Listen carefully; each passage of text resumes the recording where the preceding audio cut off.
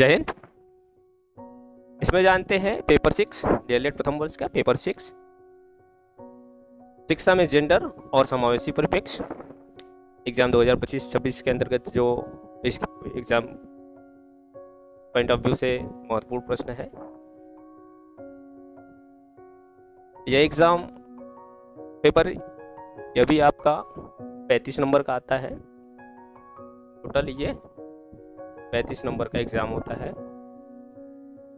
Section A से कुल 5 प्रश्न करने होते हैं जो 5 into 5 यानी प्रत्येक प्रश्न 5 नंबर का होता है। इससे यह कितने नंबर का हो जाता है? 25 नंबर का। 25 नंबर का हो जाता है सेक्शन ए से।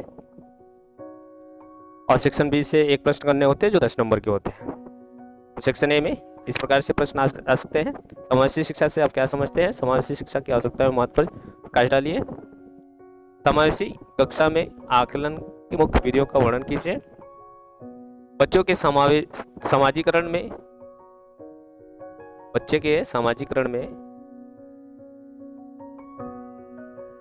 यहाँ पे रहेगा आपका परिवार की भूमिका।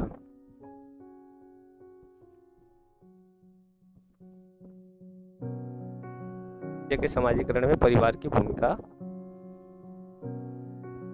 स्पष्ट कीजिए। विशेष आवश्यकता वाले बच्चों के संदर्भ में समावेशी शिक्षा के महत्व की चर्चा कीजिए। बच्चों के सामाजिकरण में मीडिया परिवार की भूमिका स्पष्ट कीजिए। मीडिया एवं परिवार की भूमिका स्पष्ट कीजिए।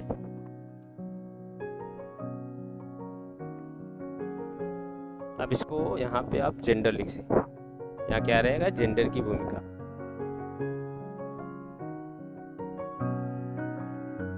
बच्चे के सामाजिकरण में जेंडर की भूमिका। बच्चों के सामाजिकरण में जेंडर की भूमिका। विशेष आवश्यकता वाले बच्चों के संदर्भ में समावेशी शिक्षा के महत्व की चर्चा करें। बच्चों के सामाजिकरण में मीडिया या परिवार की भूमिका स्पष्ट करें। समावेशी शिक्षा में आकलन क्या है? आकलन की आवश्यकता बताइए। जेंडर विभेद से आप क्या समझते हैं? उदाहरण के साथ स्पष्ट कीजिए।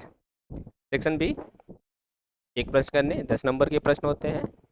10 नंबर के वर्तमान समय में बालिकाओं की शिक्षा के लिए सशक्त बनाने में विद्यालय की भूमिका स्पष्ट करें। अब विशेष बच्चों की आवश्यकताओं के अनुसार समावेशी शिक्षा के पाठ्यक्रम में किस प्रकार सुधार की आवश्यकता है? चर्चा कीजिए।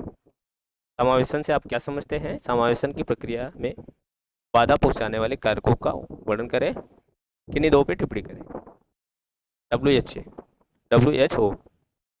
दूसरा है हाशिए का समाज, अधिगम अशक्तता के प्रकार, पितृसत्ता एवं नारी सत्ता विमर्श में अंतर स्पष्ट करें। तो इस प्रकार पेपर 6 यानी F6 शिक्षा में जेंडर और समावेशी परिप्रेक्ष्य से संबंधित आप महत्वपूर्ण प्रश्नों को देख सकते हैं। इस प्रश्न को जरूर से तैयार कर लें। इन्हीं सभी में से आपको एग्जाम में प्रश्न मिल जाएंगे। धन्यवाद।